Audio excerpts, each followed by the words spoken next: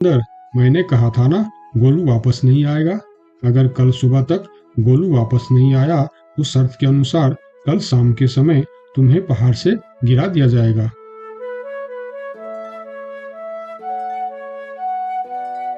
अगले दिन भी जब गोलू वापस नहीं आया, तब शेर खान और उनके सैनिक भोलू को लेकर पहाड़ के किनारे पर गए। फिर भोलू को खाई के किनारे खड़ा करके शेर खान ने कहा, देखा ना मूर्ख बंदर, तुम्हारे दोस्त तुमको धोखा देकर चला गया। अब तुम मरने के लिए तैयार हो जाओ। लेकिन इस बार भी गोलू नहीं डरा और बोला, कोई बात नहीं महाराज, मैं अपने दोस्त के लिए मरने के लिए भी तैयार हूँ। मैं यह जानकर बहुत खुश हूँ कि मेरा दोस्त अपने परिवार के साथ खुश है। मेरे आगे पीछे और कोई नहीं है। मैं तैयार हूँ महाराज। शेर खान और भोलू के बीच बातचीत चल ही रही थी कि तभी थोड़ी दूर पर गोलू उनके और आता हुआ दिखाई दिया। फिर पास आकर उसने बोला, तुम्हें ऐसा करने की कोई जरूरत नहीं है दोस्त। तुमने मेरे लिए जो किया उसके लिए तुम्हारा बहुत बहुत शुक्रिया। अब मैं अपनी सजा पूरी करने के लिए तैयार हूँ। महाराज, छोड़ दीजिए मेरे दोस्त को।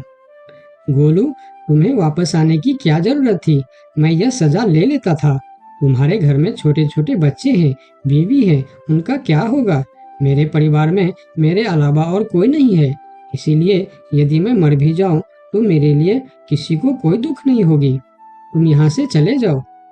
नहीं दोस्त, गलती मैंने की है, इसीलिए सजा भी मुझे ही मिलनी चाहिए। उन दोनों की दोस्ती को देखकर शेर खान सोचने लगे, ये दोनों अपने दोस्ती के खातिर एक दूसरे के लिए जान देने के लिए तैयार है, और मैं एक छोटी सी बात के लिए अपने सबसे अच्छे मित्र भालू से दोस्ती तोड़ दी।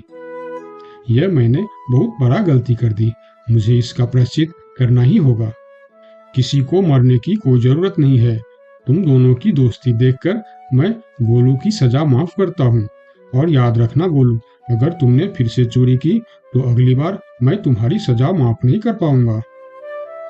नहीं नहीं महाराज, आज के बाद मैं फिर कभी ऐसा गलती नहीं करूंगा। आज से मैं ईमानदारी से मेहनत करके अपना परिवार चलाऊंगा। आपका बहुत बहुत धन्यवाद महाराज। ठीक है, अब तुम लोग यहाँ से जा सकते हो।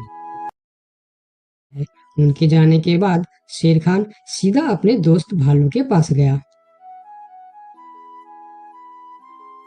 भालू मेरा दोस्त, मैं यहाँ तुमसे माफी मांगने के लिए आया हूँ। मैंने जो उस दिन तुम्हारे साथ व्यवहार किया वह बहुत गलत था। मैं बहुत शर्मिंदा हूँ। मुझे माफ कर दो मेरे दोस्त। लेकिन महाराज, आपने तो कहा था। महाराज नहीं, शेर खान बोलो, शेर खान।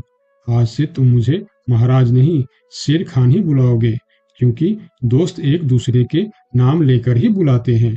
आज से तुम मेरे सबसे अच्छे दोस्त हो। गोलू और भोलू की दोस्ती देखकर शेर खान को अपनी गलती का एहसास हुआ और उसने भालू से माफी मांगी और दोनों फिर से दोस्त बन गए। तो दोस्तों, इस कहानी से हमें यह सीख मिलता है कि कभी-कभी दूसरे के अच्छाइयों को देखकर भी हम अच्छा बन जाते हैं। इसीलिए हमें हमेशा अच्छे लोगों के साथ ही दोस्ती रखनी चाहिए और अच्छे-अच्छे काम भी करनी चाहिए। आपका बहुत-बहुत धन्यवाद।